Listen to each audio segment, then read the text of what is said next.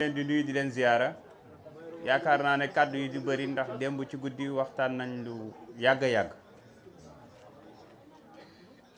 fii nag dañu fi teew ànd ak mbégte mu rëy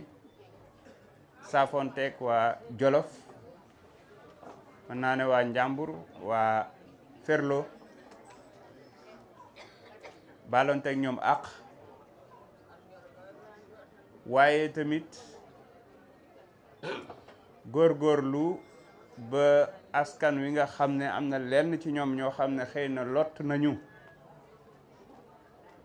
ci méttiwaayu jamono ñu ànd ak suñuy xarit suñu ay nit suñu ay collaborateur ak waa GPS dajale ku ci nekk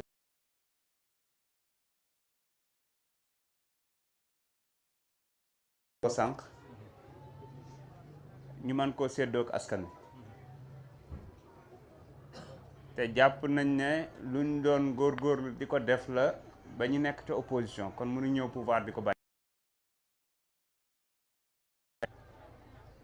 lii bu ñu ko defee war nañu bu ñu ko deful war nañu kon dañ ciy sant bu baax a baax ñëpp ñi nga xam ne dugal nañ ci seen loxo jàppale ñu te ñenn ñi bëgguñ sax ñu tudd seen tur. li am solo mooy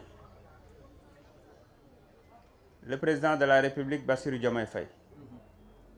ànd ak magam le premier ministre Ousmane Sonko ak gouvernement wu Sénégal ngeen yëg ngeen bañ a yëg guddi ak bëccëg ci mbébétu askan wi rek la ñuy dox moo tax ak li réew mi di metti ci fi ñu ko fekk ak li jamono yëngu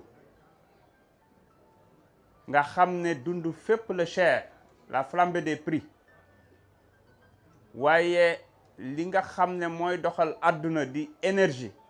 moo xam électricité la moo xam carburant la moo xam gaz la lum ci doon rek wàññi nañ ci loo xam ne kenn mësu ko wàññi te yaakaar naa ne askan wi gis nañ ko yegg nañ sax ba ne ci riz de la vallée bi ku koy jënd état pratiquement subventionné la 10% lépp ngir souveraineté alimentaire ngir dooleel mbay li nga xam ne mooy bay dunde kon jàpp naa ne ñooñu ci lu matul ñaari at ñu def lu ni mel wax fa dëgg yàlla bu ñu fi defee juróomi at askan wi dinañ koy yëg lool bu ñu fi defee juróom fukki at nag moom xam naa ne lay xew ay Qatar ak Dubaï ak yooyu mooy xew fii mooy boo liggéeyee boo liggéeyul weer wu jot da nga jot sa salaire te foofu lañ bëgg a jëm nag ndax ñooña la ñu am ñun am nañ ko ba am ñoom lu ñu amut xanaa kay njiit yuy doxal ci jubal jubbanti rek moo ñu manqué woon te ma seedeel leen ne am nañu ko ndax def nañu fi 18 ba 19 mois lu niroog scandale wala détournement 5000 francs déggu leen ko te askan wi loolu lañ doon xaar ci ñun looloo waral lu mu métti métti on arrive toujours à satisfaire les besoins des populations maanaam mbébétu askan wi.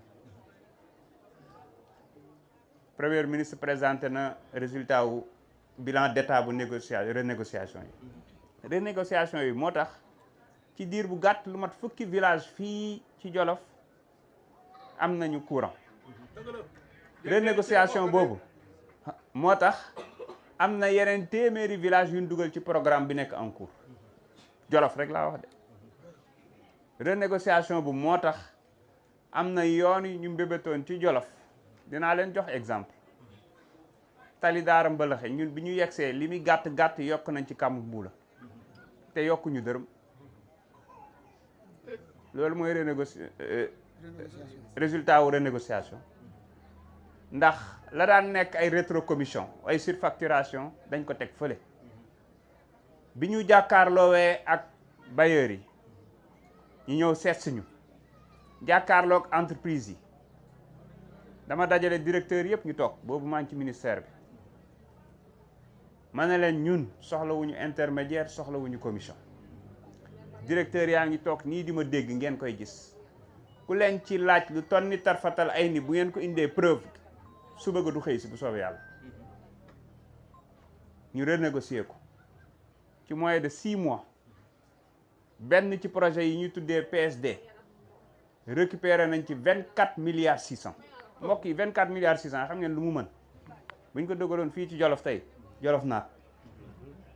surfacturation képp la woon te dama ne sax doyul ndax dama ne ministère des finances ministre de l'économie war nañ mën a continuer waat négociation yi parce que jàpp naa ne war nañu jël ba 50 milliards ba ñu d'accordé jox ñu 24 milliards 600 yi ñu ne leen bu leen ñu ko jox xaalis yokk leen ko ci ay tali ak ay aménagement connexe loolu la Ousmane Sonko ak gouvernement sous les instructions du président de la République nekk di doxal dans tous les secteurs ba ci projet Préferlo bi ngeen di dégg li tax mu xaw a yéex a tàmbali loolu la dañ ko redimensionné gën ko yaatal gën ko yaxanal nga xam ne dex gii di Lac de Guiers mooy walangaan ba Lumbel laane su ma juumul wala veri ngara Ferlo fi mu jaar yépp ñu def ci ay aménagement agricole def ci ay bassin de pisciculture waaye permettre di mbay noor ak nawet ndax canal yi après dañ koy xëcc am na bi ñëw Daara am na bi maanaam ci communes yu bëri lay traversé Jolof buñ fi mënee bay noor ak nawet sàmm yi di mën a sàmm noor ak nawet te duñu soxla màng seeni doom mën a toog jàng ñu amaat ay Daouda Sow ay Djiboka entre autres ndax Jolof-Jolof nag yàlla may na ko ne am na fulla am na fayda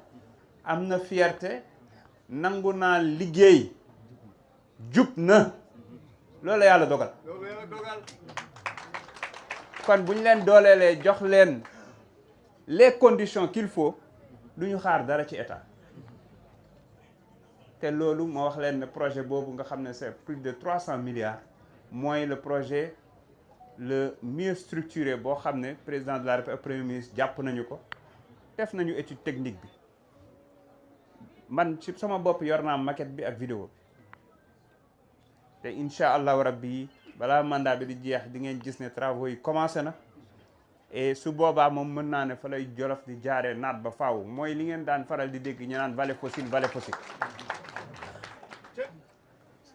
ñu mën ko wax ci yeneen programme ci yoon yi nga xamante ne nii mbébét nañ ko bokk na ci projet yi ñu prévoir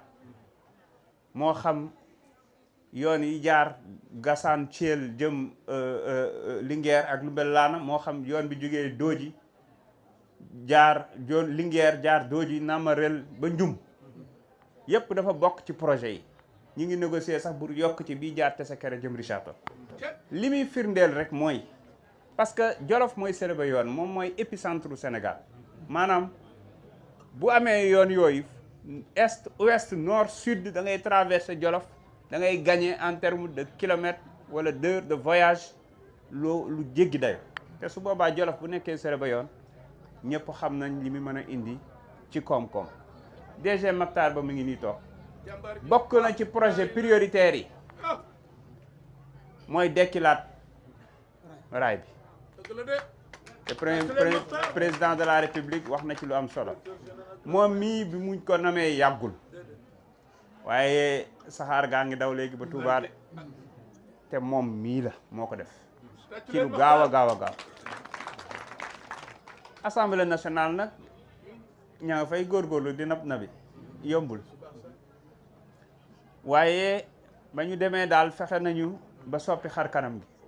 ba Sénégal tey fu nit yeewoo bu yëgee ne am na lu xew assemblée mu seetaan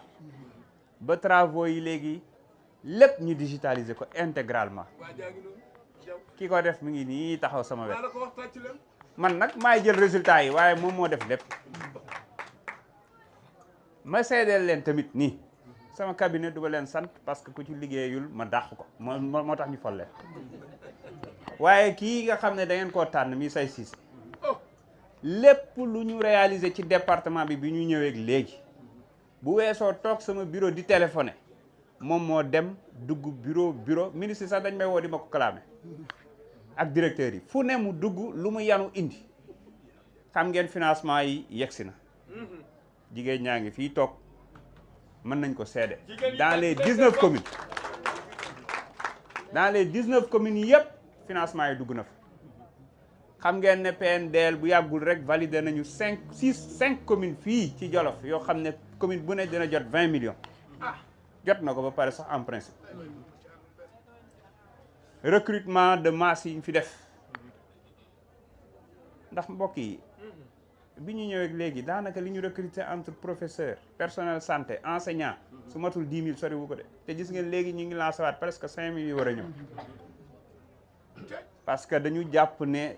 école yëpp dañu war a mat am ay enseignants ci professeurs yu mat sëkk zéro abri provisoire égalité des chances fu nit nekk ci Sénégal mën a dugg jàng gratuitement école publique delluwaat nekk l'école bi ñëpp di am fierté jàngee ndax bu njëkk kat boo daan dem école privée mooy xëy na da ngaa mënul réussir école publique ñu rawale la foofu waaye léegi c'est le contraire loolu nag moo tax a jóg le régime Diomaye mooy Sonko loolu yàlla dogal kon fii ci Jolof danañ leen wax ne ngeen yëg ngeen bañ a yëg ngeen gis ñu ngeen bañ ñu gis subaak ngoon guddeeg bëccëg lépp loo xam ne mën nañu ko yanu indi fii ci région bi ay maire a ngi fi daanaka maire yi nekk ci kaw tali bi yëpp bu weesoo Daara ak Linguère nga xam ne amatuñu suuf bokk nañu ci projet de logement sociaux yi convoqué nañ leen rek semaine dernière CDC ba ñi ngi wax waxu délibération commune am na communes yu am 50 am na communes yu am plus que ça te loolu yëpp pour yombal suñu immigré yeeg wala ñi nekk fii bëgg kër clé à main ci anam yu yomb projet bu ngeen yëg ne am na au niveau national xamal na ñun dinañ ci taxaw ba Jolof du ci des ginnaaw am na yeneen ak yeneen yoo xam ne bëgguñu ci sore ndax ñi ngi ciy dox sotteegul kon daal bëggoon nañ fi toog gën a waxtaan ak yéen waaye en principe sax 16 heures daf ñu waroon a fekk ci rencontre bi nga xam ne président Ousmane Sonko woote na ko ak alliés yi ñu am benn liggéey bu ñu war a def di wax ngeen déglu ñu ngeen waajal xam naa ne taxawal ngeen cellules yi balaa may wax ci cellules yi honorable mu ngi may dee scanneru Linguère bi dëgg la